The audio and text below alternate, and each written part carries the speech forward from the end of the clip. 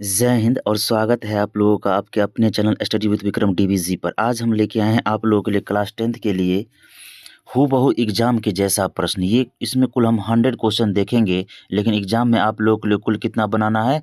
आप लोगों के लिए मात्र 50 बनाना है। और हम लास्ट में सब्जेक्टिव का भी वर्णन करेंगे कि आप लोगों को कौन कौन सब्जेक्टिव एग्जाम के दृष्टिकोण से अच्छे से देख कर जाना है, कौन सा गद्यांश का टॉपिक आप लोग को देंगे और उसको आप लोग देखे जाइएगा। ये हूबहू आपको लिए क्लास 10th के लिए हूबहू हिंदी का ऑब्जेक्टिव और सब्जेक्टिव क्वेश्चन आप लोगों के लिए है। इसलिए आप लोग अच्छे से इसे एक बार रिवीजन के दृष्टिकोण से एक बार अच्छे से देख लीजिए कंसिस्टेंसी के साथ। हम आपको विश्वास दिलाते हैं 100 क्वेश्चन अगर आप करके जाते हैं तो आपको 15 से 17 क्वेश्चन हूबहू आप लोग के एग्जाम के दृष्टिकोण से मिलेंगे ही मिलेंगे। और प्रत्येक बात बताया नहीं जाता है, इसीलिए कुछ बात अपने माइंड में भी समझिए कि ये क्वेश्चन आप लोग के लिए एग्जाम के लिए ही है। ठीक है, देख कर जाइए। ठीक है, चलिए हम लोग चलते हैं, आप लोग का समय किल नहीं करेंगे। चलिए हम लोग क्वेश्चन पे चलते हैं। आज का फर्स्ट क्वेश्चन क्या बोलता है? आज का फर्स्ट क्वेश्चन है, तू जिंदा है तो किसके द्वारा रचित है? तू जिंदा है तो द्वारा रचित कविता है। मतलब ये जो कविता है तू जिंदा है तो किनके द्वारा रचित कविता है ये कहा गया है। तो ये किनके द्वारा रचित है आप लोग हमें बताइए, किनके द्वारा रचित है? तू जिंदा है तो शंकर शैलेंद्र जी के द्वारा रचित ये रचना है। नेक्स्ट क्वेश्चन है, सुख दुख दोनों में एक समान रहने वाले आकाश को देखकर पृथ्वी पृथ्वी पर क्या हो जाते हैं? पृथ्वी पर क्या हो जाते हैं वो क्वेश्चन में बोला गया है। पृथ्वी पर आनंदित हो जाते हैं, मन विभोर हो जाते हैं, खुशी से उछल उठते हैं। 3 नंबर क्वेश्चन है, किस समास में पहला पद प्रधान होता है? हम पूरा हिंदी व्याकरण का ही करवा दिए हैं एक ही वीडियो में, बस 3-4 रोज पहले आप लोग जाके सीरीज में देख सकते हैं। ठीक है, किस समास में पहला पद प्रधान होता है? तो पहला पद प्रधान किस में होता है? अवयवी भाव समास में होता है। जबकि अंतिम पद या उत्तर पद प्रधान किस में होता है? तत्पुरुष समास में होता है। ये सब चीज आप लोगों को ध्यान रखना है। आदर्श शब्द का पर्यायवाची क्या है? आदर्श का समानार्थक शब्द यानी कि आदर्श का एक और पर्यायवाची शब्द कौन सा हो जाएगा? तो आदर्श का हो जाता है प्रतिमान। क्या होता है? प्रतिमान। हूबहू आपके एग्जाम का ये प्रश्न है, इसलिए आप लोग अच्छे से देख कर जाइए। आली का पर्यायवाची क्या है? देखिए कितना अच्छा क्वेश्चन है। आली, आली का पर्यायवाची क्या होता है? आली का पर्यायवाची होता है सखी। सखी होता है, सहेली होता है, भ्रमरी होता है, ये सभी हो जाएंगे। नेक्स्ट क्वेश्चन है, दूसरों के द्वेष देखने वाला यानी कि दूसरों के दोष देखने वाला क्या कहलाता है? दूसरों में हमेशा दोष देखता है, क्या कहलाता है? छिद्रानवेशी। क्या कहलाता है? छिद्रानवेशी ये कहलाते हैं, छिद्रानवेशी कहलाते हैं। नेक्स्ट है, कथा सम्राट के नाम से किसे जाना जाता है? कथा सम्राट के नाम से किन्हें जाना जाता है? तो जाना जाता था रामवृक्ष बेनीपुरी जी को। रामवृक्ष बेनीपुरी जी को कथा सम्राट के नाम से जाना जाता है। नेक्स्ट है, महमूद ने कौन सा खिलौना खरीदा? महमूद ने कौन सा खिलौना खरीदा? तो महमूद ने सिपाही खरीदा। क्या खरीदा? सिपाही जैसा एक खिलौना खरीदा। नेक्स्ट क्वेश्चन है, अयोध्या सिंह उपाध्याय हरिऔध की कविता इनमें से कौन है? अयोध्या सिंह उपाध्याय के उपनाम हरिऔध है कि कविता इनमें से कौन है? तो करमवीर जो है ये जो है अयोध्या सिंह उपाध्याय हरिऔध की ये रचना है। चलिए हम लोग आते हैं नेक्स्ट क्वेश्चन के तरफ। नेक्स्ट क्वेश्चन क्या बोलता है? नेक्स्ट क्वेश्चन बोलता है, बाल गोविंद भगत किस विधा की रचना है? बाल गोविंद भगत जो है किस विधा की रचना है? रेखा चित्र है। कौन सी रचना है? रेखा चित्र है। नेक्स्ट क्वेश्चन आइए, नेक्स्ट क्वेश्चन है, बाल गोविंद भगत के रचनाकार कौन है? बाल गोविंद भगत के रचनाकार कौन है? रामवृक्ष बेनीपुरी। रामवृक्ष बेनीपुरी। छोटा नागपुर लेखक की दृष्टि से क्या है? छोटा नागपुर जो है लेखक की दृष्टि से क्या है? एक स्वर्ण का टुकड़ा है। एक स्वर्ण का टुकड़ा है, झारखंड में है छोटा नागपुर। किसके दोहे गागर में सागर के समान है? किसके दोहे जो है गागर में सागर के समान है? वो जो है बिहारी जी की दोहे। ठेस कैसी कहानी है? ठेस किस प्रकार की कहानी है? ठेस एक आंचलिक कहानी है। कैसी कहानी है? आंचलिक कहानी है ठेस। नेक्स्ट क्वेश्चन है, ठेस कहानी के लेखक कौन है? देखिए कितना इंपॉर्टेंट क्वेश्चन है। ठेस कहानी के लेखक कौन है? तो ठेस कहानी के लेखक है फणीश्वर नाथ रेणु। फणीश्वर नाथ रेणु। नेक्स्ट क्वेश्चन है, राजश्री का संधि विच्छेद है। राजश्री का संधि विच्छेद है राज जो ऋषि। राज जो ऋषि। पूरा हिंदी व्याकरण वीडियो आप लोग जाकर देख ले सकते हैं, हमारे ये सीरीज में आप लोग को अच्छे से मिल जाएंगे पूरा डिस्क्राइब के साथ। पूरा का पूरा हिंदी व्याकरण हम लोग किए हुए हैं। पंकज में कौन सा समास है देख लीजिए, कितना अच्छा क्वेश्चन है। पंकज में बहुब्रीहि समास है, क्योंकि पंकज किनका नाम है? कमल का। जो अपना अर्थ छोड़कर कोई विशेष अर्थ धारण कर लेता है उसे ही बहुब्रीहि समास कहते हैं। पंकज मतलब कमल का फूल हो जाता है। नेक्स्ट आइए, अशोक का शस्त्र त्याग शीर्षक पाठ का मूल उद्देश्य क्या है? अशोक का शस्त्र त्याग शीर्षक पाठ का मूल उद्देश्य क्या है? मूल उद्देश्य उनका क्या दर्शाया गया है? अहिंसा परमो धर्म। अहिंसा परमो धर्म। अशोक ने कलिंग युद्ध 261 ईस्वी के बाद अशोक ने अपना शस्त्र त्याग दिए थे। 19 नंबर क्वेश्चन है, कविता को उर्दू भाषा में क्या कहते हैं? कविता को उर्दू भाषा में क्या बोलते हैं? नज्म। क्या बोलते हैं? नज्म। मैं का बहुवचन है, मैं का बहुवचन क्या हो जाएगा? हमें। निर्गुण का संधि विच्छेद क्या है? निर्गुण विसर्ग संधि के अंतर्गत आ जाते हैं। निह जोर गुण, निह जोर गुण हो जाएंगे। नेक्स्ट क्वेश्चन है, दिनकर जी के घर के बगल में कौन एक दिनकर जी के घर के बगल में कौन एक रहते थे? साहब हैं।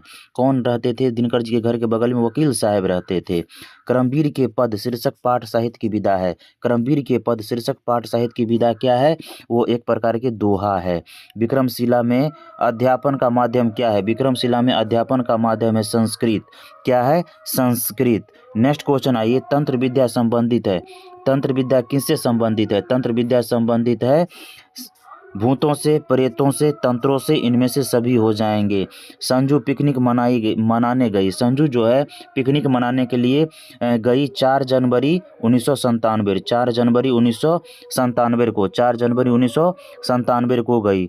27 नंबर, गोपाल सिंह नेपाली की कविता है। इनमें से कौन सी कविता है जो गोपाल सिंह नेपाली के द्वारा रचित है? वह है पीपल। कौन सी रचना है? पीपल, गोपाल सिंह नेपाली के द्वारा रचित है। चलिए नेक्स्ट क्वेश्चन देखते हैं। 28 नंबर, दीनबंधु निराला पाठ की विधा क्या है? दीनबंधु निराला जी की जो पाठ है उसकी विधा क्या है? तो दीनबंधु निराला पाठ की विधा क्या है? जीवनी है। एक प्रकार की क्या है? जीवनी है। 29 नंबर, खेमा मात्र वर्ष का बाल श्रमिक है। खेमा कितने साल का बाल मजदूरी करता था? तो खेमा जो है मात्र 8 से 9 साल का वो थे और वो बाल श्रमिक थे। 30 नंबर देखिए, हिंदी वर्णमाला में स्वरों की संख्या कितनी है? हिंदी वर्णमाला में स्वरों की संख्या कितनी है? 11। व्यंजन कितने हो जाते हैं? 33 के आसपास। 31 नंबर, संप्रदान कारक में को का प्रयोग किस अर्थ में होता है? संप्रदान कारक में को का अर्थ का प्रयोग किसके लिए होता है? के लिए। संप्रदान को के लिए। ठीक है, नेक्स्ट क्वेश्चन आइए, खेमा पर किसे दया आई? खेमा पर किन्हें जो है दया आ गई? तो एक टीचर को जो है खेमा पर दया आ गई। नेक्स्ट क्वेश्चन है, खुशबू रचते हैं हाथ। खुशबू रचते हैं हाथ शीर्षक पाठ का मुख्य उद्देश्य क्या है? खुशबू रचते हैं हाथ शीर्षक पाठ का मुख्य उद्देश्य क्या है? उनका मुख्य उद्देश्य ही है श्रम की महत्ता को प्रतिपादित करना। श्रम की महत्ता को प्रतिपादित करना। नेक्स्ट है, हौसले की उड़ान पाठ की विधा क्या है? हौसले की उड़ान पाठ की विधा क्या है? तो हौसले की उड़ान पाठ की विधा एक प्रकार की कहानी है। जननायक कर्पूरी ठाकुर थे। जननायक कर्पूरी ठाकुर क्या थे? गरीबों के मसीहा थे। क्या थे? गरीबों के मसीहा थे। अगस्त क्रांति कब हुई? अगस्त क्रांति कब हुई? अगस्त क्रांति 1942 ईस्वी को हुई। ठीक है। 37 आइए, झांसी की रानी ने लड़ाई लड़ी। झांसी की रानी जो थे वो लड़ाई जो लड़ी थी किनसे? अंग्रेजों से। किनसे? अंग्रेजों से। 38 आइए, वीर शिवाजी की गाथाएं किसको याद जबानी थी? काव्य पंक्ति है। वीर शिवाजी की गाथाएं किसको याद जबानी थी? काव्य पंक्ति किनसे ली गई है? तो यह जो पंक्ति है झांसी की रानी से ली गई है। आइए नेक्स्ट क्वेश्चन पे चलते हैं। 39 नंबर क्वेश्चन देखिए क्या बोलता है, डैश है खाली स्थान है, चिकित्सा में अंग्रेजी दवा सुई आदि दिया जाता है। कौन से चिकित्सा में जो है अंग्रेजी दवा दी जाती है और सुई भी लगाए जाते हैं? तो अंग्रेजी दवा में यानी कि एलोपैथी में। किस चिकित्सा में जड़ी बूटी से बनी औषधि दी जाती है? आयुर्वेदिक में जो है जड़ी बूटी का प्रयोग किया जाता है। अभिमान शब्द का उपसर्ग क्या है? याद रखिएगा, उपसर्ग जो है पहले लगता है, प्रत्यय जो है बाद में लगता है। तो अभिमान का क्या हो जाएगा? पहले क्या है? अभि प्लस मान। तो उपसर्ग पहले, प्रत्यय बाद में लगता है। अनुवाद में कौन सा उपसर्ग है? अनुवाद में उपसर्ग पहले लगता है तो अनु हो जाएंगे। नेक्स्ट है, उत्कृष्ट का विलोम क्या है? उल्टा क्या हो जाएगा? उत्कृष्ट का उल्टा हो जाएगा निकृष्ट। क्या हो जाएगा? निकृष्ट। नेक्स्ट है, जिसके समान कोई दूसरा न हो, वाक्यांश के लिए एक शब्द। जिसके समान दूसरा न हो उन्हें क्या कहा जाता है? अद्वितीय। अद्वितीय मतलब एक। सुदामा अपने मित्र से मिलने कहाँ गए? सुदामा अपने मित्र से मिलने के लिए द्वारिका गए। सुदामा का पैर किसने धोया? सुदामा का पैर जो है श्री कृष्ण ने धोया था। सुदामा का पैर श्री कृष्ण ने धोया था। नेक्स्ट क्वेश्चन है, उंगलियों पर नचाना मुहावरे का सही अर्थ क्या है? मतलब उंगलियों पर नचाना, इस मुहावरे का सही अर्थ क्या है? व्यर्थ परेशान करना, व्यर्थ परेशान करना, टेंशन देना। बाल गोविंद भगत कबीर को साहब क्यों मानते थे? बाल गोविंद भगत कबीर को इसीलिए साहब मानते थे क्योंकि कबीर के आदर्शों पर वह हमेशा चलते थे। बाल गोविंद भगत किसे अपनी आदर्श मानते थे? बाल गोविंद भगत किन्हें अपने आदर्श मानते थे? कबीरदास जी को। बेलूर मठ कहाँ है? बेलूर मठ कहाँ है? कोलकाता में है। कहाँ है?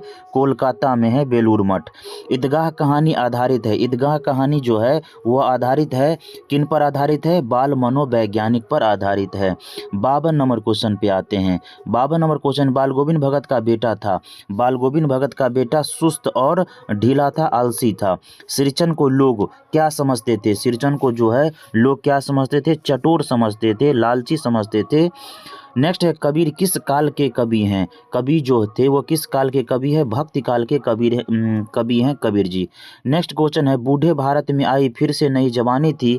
काव्य पंक्ति में भारत को बूढ़ा कहा गया है क्यों कहा गया भारत को बूढ़ा? क्योंकि भारत की दशा स्थिर और जर्जर हो चुकी थी। भारत की दशा स्थिर और जर्जर हो चुकी थी।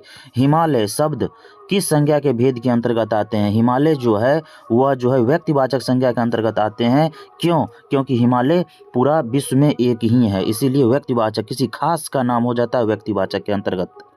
बाबा ने चंद्रभूषण को झंडा मारा, इस वाक्य में कौन सा कारक है?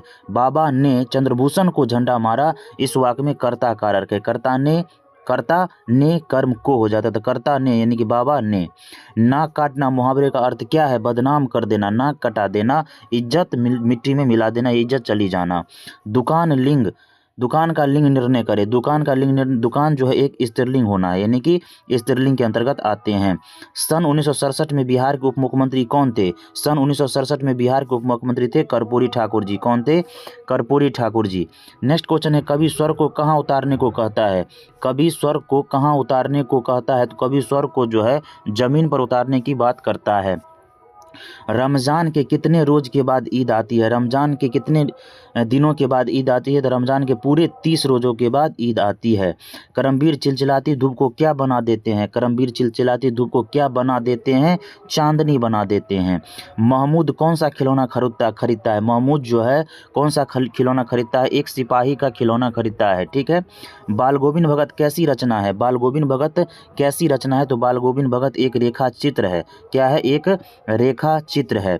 नेक्स्ट क्वेश्चन है, सब जगह सब काल में कौन फले फूले मिलते हैं? सब जगह सब काल में कौन फले फूले मिलते हैं? करमबीर। कौन हो जाएंगे? करमबीर। आर्यभट्ट किस विधा के क्षेत्र में विश्व प्रसिद्ध है? आर्यभट्ट जो है वह जो है गणितज्ञ थे और गणित के क्षेत्र में प्रसिद्ध थे, यानी और खगोल विद्या में भी उनकी कृति थी। गणित नहीं है तो खगोल मारिएगा। खगोल विद्या और जो है गणित में आर्यभट्ट प्रसिद्ध थे। कितने साल के युद्ध के बाद भी कलिंग नहीं जीता जा सका? 261 ईस्वी में कलिंग युद्ध हुआ था। इसी के बाद अशोक ने अपना शस्त्र त्याग दिया था और ये कितने साल के बाद तक चला था? फिर भी उसका निर्णय नहीं हुआ, 4 साल तक।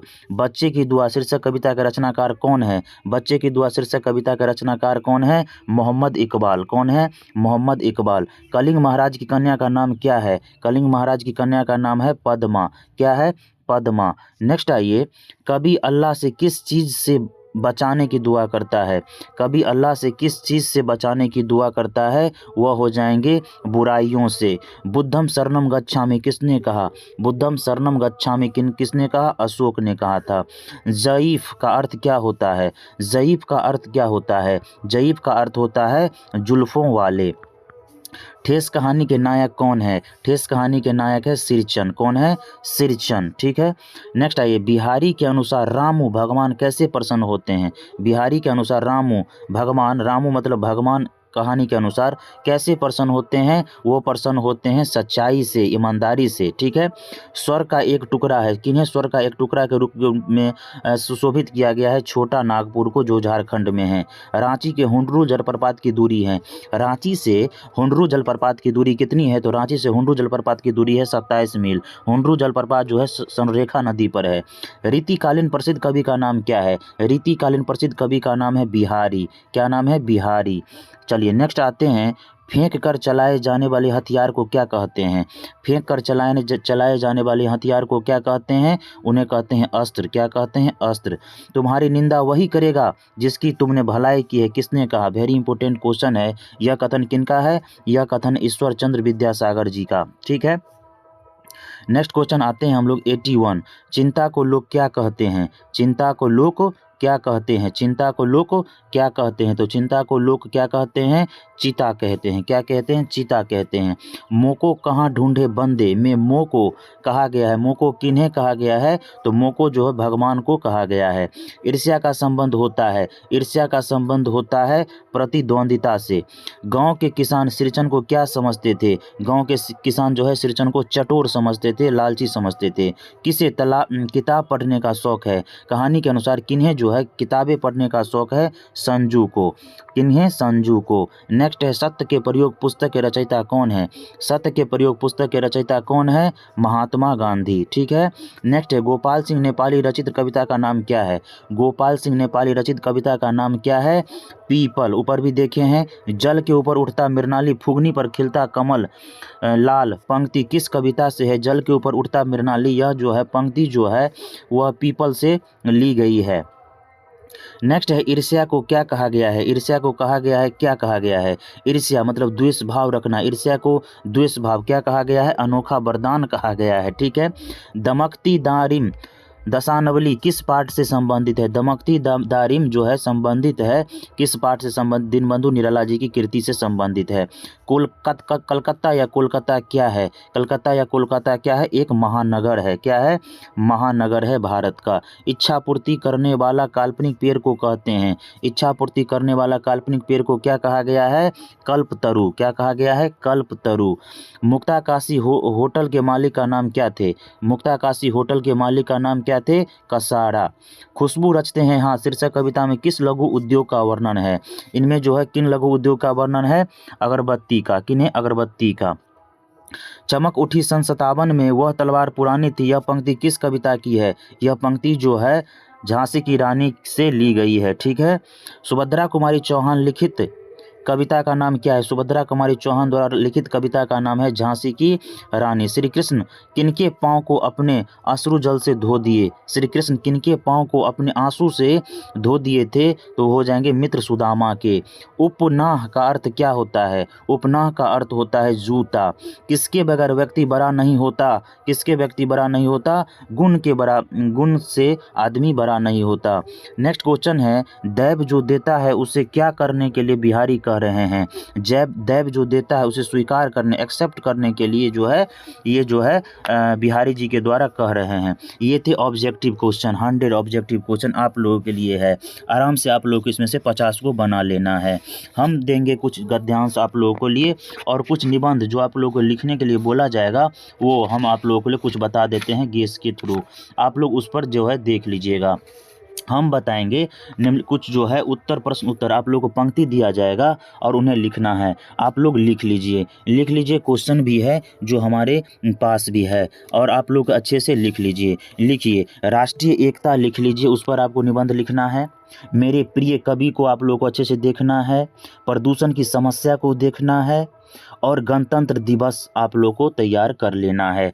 चलिए हम लोग मिलेंगे इसी तरह एक नेक्स्ट वीडियो में। तब तक के लिए मन लगा के पढ़िए, तोड़ दीजिए। मिलेंगे नेक्स्ट वीडियो में, तब तक के लिए टेक केयर, बाय बाय, जय हिंद, धन्यवाद। ठीक है, मिलते हैं नेक्स्ट वीडियो में।